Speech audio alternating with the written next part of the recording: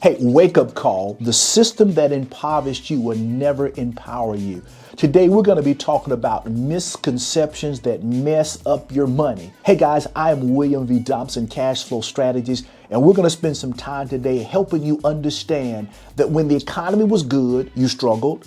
The economy is a little challenging now, you struggled. We're going to help you understand why you are that way. And I'm going to talk about debt on today. That's right. There are a lot of misconceptions about debt. And remember, the debts are going up. People's outstanding credit cards, their mortgage, their car, they're rising because people have a bad conception, a misconception.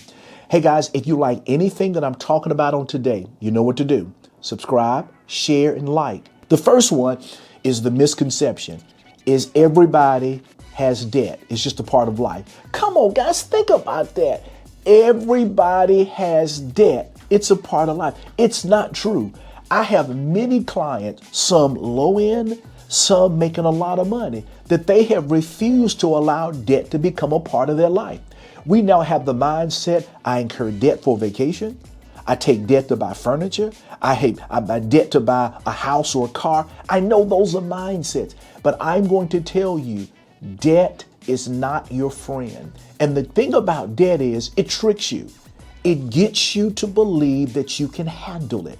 It gets you to think that everybody has it. And when you don't have debt, something must be wrong with you.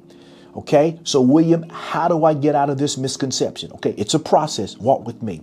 Number one, you have to begin to start paying debt for low-end things like your meals and your gasoline. You got to master that. Then second of all, you have to master the mid-range things. Let's say like your vacation, your jewelry, your furniture around the home. You got to master that. And before you can go to step three, and it's a big step, the mindset has to be that the day will come that I will pay debt for my cars and my houses.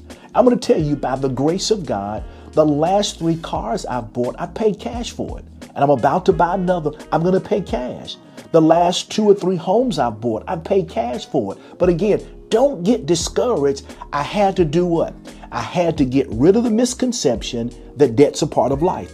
And once that limitation in my mind was broken, then I had to go to eliminating debt on step 1, on step 2, and step 3. Because I'm telling you, that's a misconception that will mess up your money. You need debt to build wealth. Guys, that's not true. It is not true long term. When you first get started, until you master your cash flow, you may have to incur some debt. But you know what we teach here, that you only borrow when the return is greater than that which you borrowed. See, the way you get out of this mindset that you need wealth, that you need debt to build wealth is you build cash flow. And by now, you know what cash flow is? It's that difference between what you're bringing in minus what you're spending out, that number you're increasing. But it is a process, and the process begins cash flow. And probably 100 times you've heard me say this. In order to build wealth, it's cash flow. It is the most powerful financial concept. I know the books you read are going to say leverage debt. There is a season for that, but that season should not be all of your life. Remember, cash flow is going to help you build wealth. If I can afford the monthly payment, William, what's the problem? Guys, that's a major misconception. Why do you think people's homes go into foreclosure? And I'm not minimizing that, but the banker told them they could afford it. And maybe when they lost a job, they lost their house.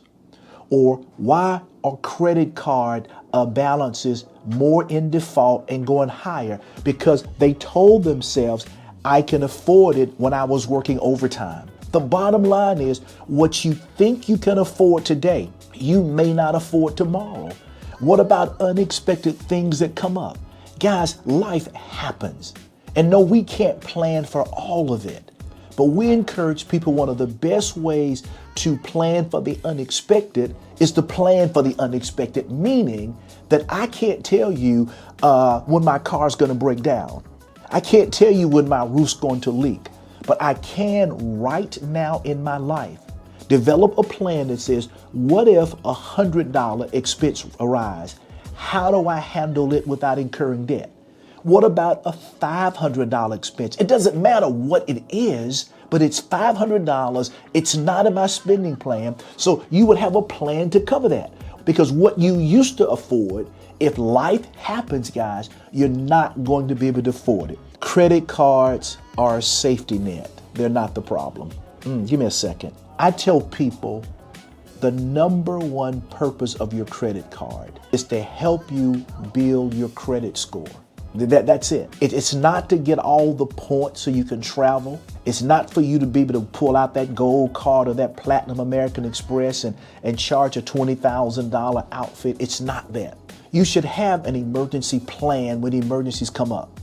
You should have an emergency fund when the emergencies come up. You should have cash flow when it happens. And the misconception says you need credit cards because they become your safety net. Ask anybody who will be honest with you. They spend more with the credit card than without. We have in our minds that car loans are normal.